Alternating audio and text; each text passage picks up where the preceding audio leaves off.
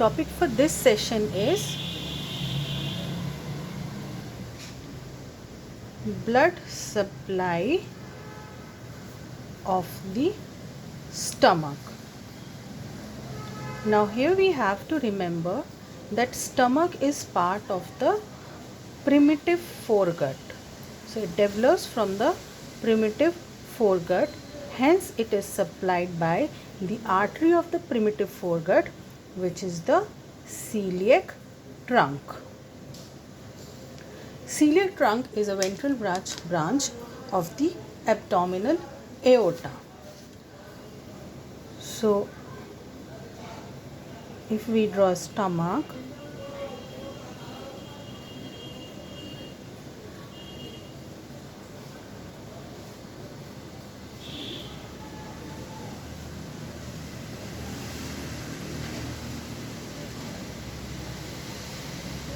here we see this is the cardiac end of the stomach, this is the pyloric end of the stomach, this part is called the fundus, and this is the body. Now stomach is supplied by the branches of the celiac trunk directly or indirectly. Now celiac trunk being the branch of the abdominal aorta, this is the abdominal aorta, one of the ventral branches of the celiac trunk. This celiac trunk gives three branches. One is the left gastric artery, one is the tortuous splenic artery which passes behind the stomach to reach the hilum of the spleen, and the third artery is the common hepatic artery which will go to the liver. So this is the left gastric artery, this is splenic artery, this is common hepatic artery. Now the left gastric artery passes along the lesser curvature of the stomach within the two layers of the lesser omentum, and here it anastomoses with another artery called the right gastric artery, which you can see is the branch of the common hepatic artery. This anastomosis lies 1 centimeter away from the lesser curvature within the two layers of lesser omentum. Splenic artery now gives three branches. One is the posterior gastric artery which supplies the posterior surface of the fundus of the stomach. It gives 3 or 4 short gastric arteries. This is posterior gastric artery and this is these are short gastric arteries. These short gastric arteries also supply the fundus of the stomach, both anterior and the posterior surface. It also gives another branch which is called left gastroepiploic artery.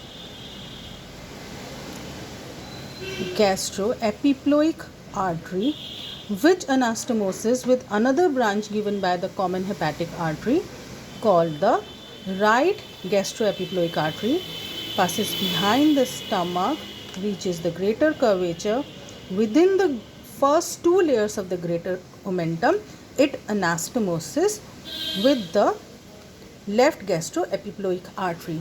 Again, like the anastomosis along the lesser curvature, this anastomosis is also 1 centimeter away from the greater curvature.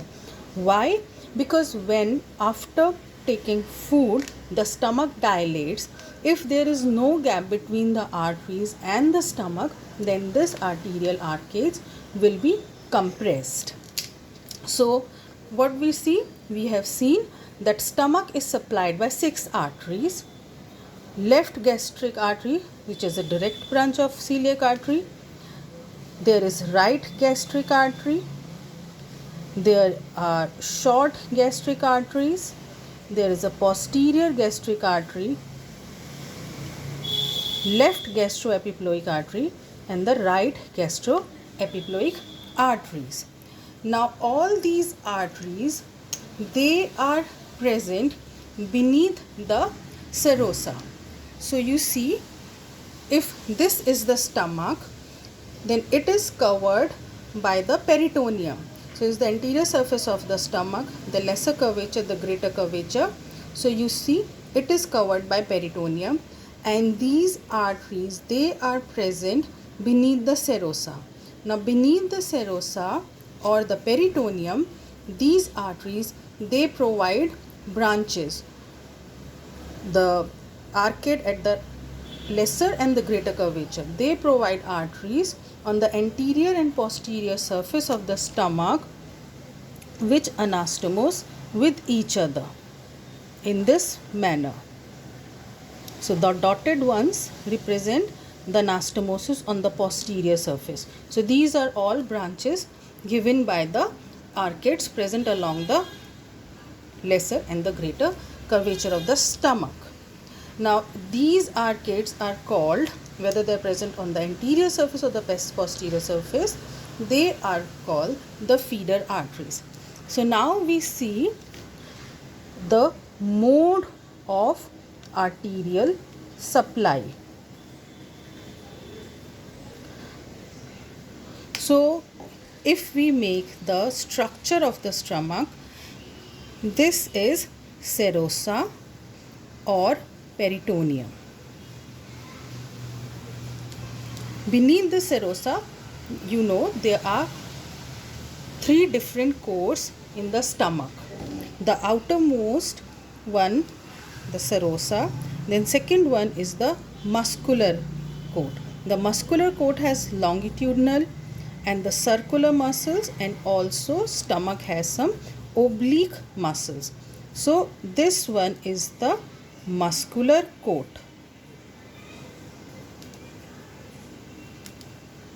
Further beneath, there is submucosal coat.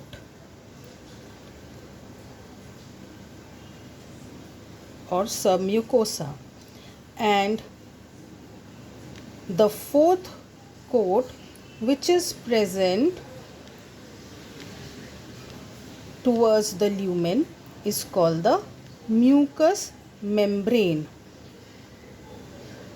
This mucous membrane of the stomach is lined by columnar cells.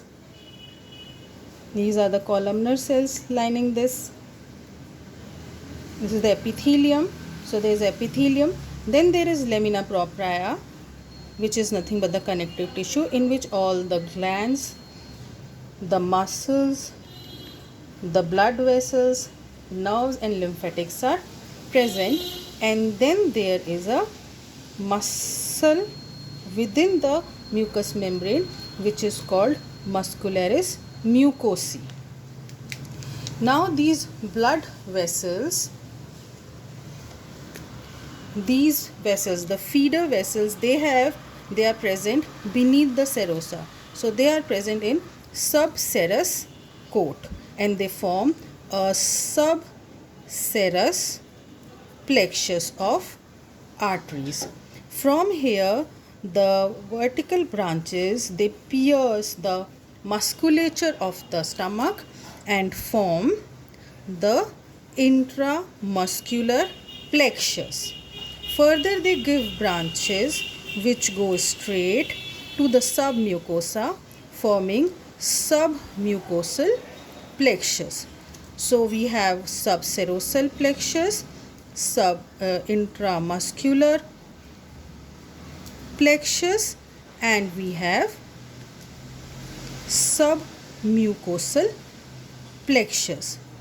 From here, the branches, they go up to the epithelium, and in the epithelium they break down into capillaries.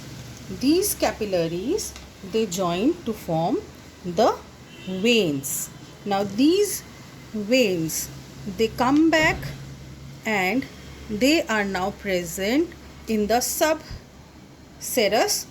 layer. So you see, they are not forming any plexuses over here. The veins all drain the blood from right from the epithelium and all the layers of the stomach and come out in this area, the subserous area. Meanwhile, when they are present in the submucosa, they form some connections with the arteries over there, which is called, this is called arteriovenous anastomosis. Now these veins have come to the subserous layer, so now they are accompanying their corresponding arteries. So they accompany their corresponding arteries and they move in the opposite direction. So from anterior and posterior surface along the lesser curvature, the blood will drain into the right gastric vein and also in the left gastric vein. Along the greater curvature, it will drain into right gastroepiploic vein and the left gastroepiploic vein. Also, the short gastric veins will come here. So, as you can see, the short gastric veins and the left gastroepiploic veins, they will drain in splenic vein. This splenic vein will join with the superior mesenteric vein and form a portal vein. It will form a portal vein. So this is the portal vein. Left gastroepiploic and short gastric veins have drained in the splenic vein. Right gastroepiploic vein drains in the superior mesenteric vein. Blood from the right gastric vein drains in the portal vein and also from the left gastric vein directly drains in the portal vein. So this is about the blood supply of the stomach. Now there is one or two applied points which all of you need to remember, and they are, you are generally asked why lesser curvature of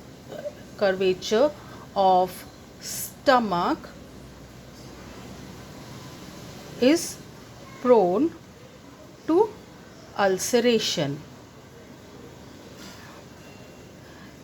The reason for it is, one, this is the most immobile part of the stomach. Second, the mucous membrane in this part is very thin, along with lesser number of mucous glands which secrete whose secretion is mucus and protects the gastric epithelium.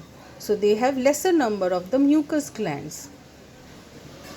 Fourth is, along the lesser curvature, these submucosal and intramuscular plexuses are not present.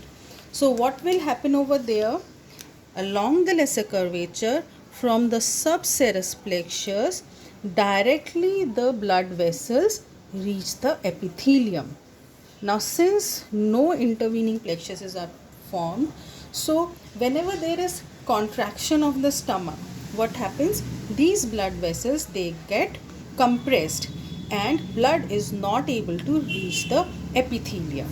That is why, this is another reason why lesser curvature, and the most important reason why the lesser curvature of the stomach is more prone to ulceration. Now there is another question which is asked. The question is, why acidity leads to ulceration, or how acidity leads to ulceration? Now see, when there is acidity, that means there is increased secretion of HCl. Whenever there is increased secretion of HCl in the stomach, these arteriovenous anastomosis in the submucosa, which are generally closed, they open up. Once they open up, the arteries, they don't reach the epithelium. So the blood is bypassed from the arteries to the veins in the submucosa. So that is the reason why the blood is not blood doesn't reach the mucous membrane, the epithelium of the mucous membrane, leading to ulceration. Third thing is, you must have heard that in cases of portal hypertension, there may be blood vomiting, which is also called hematemesis. So what is this blood vomiting and how is it happening? You see, the blood which comes via the veins from the stomach, it is nutrient rich, and this blood needs to be detoxified, so it needs to go to the liver, and that happens via the portal vein. So you have seen that all the veins from the stomach are draining in the portal vein directly or indirectly. Now these portal veins, the tributaries of the portal veins, they form anastomosis at few points in a body with the systemic veins. So in the lower part of the esophagus, over here the branches of the left gastric vein, the tributaries of left gastric vein or the short gastric veins, they anastomose with the veins of systemic circulation, that is inferior hemiazygous veins. So when there is increased in pressure within the portal vein, there is increased in back pressure in all the veins. So over here there will be opening of this anastomosis between the tributaries of inferior hemiazygous vein and the veins of the tributaries of the portal vein, which may get rupture, leading to blood within the esophagus, ultimately causing blood vomiting.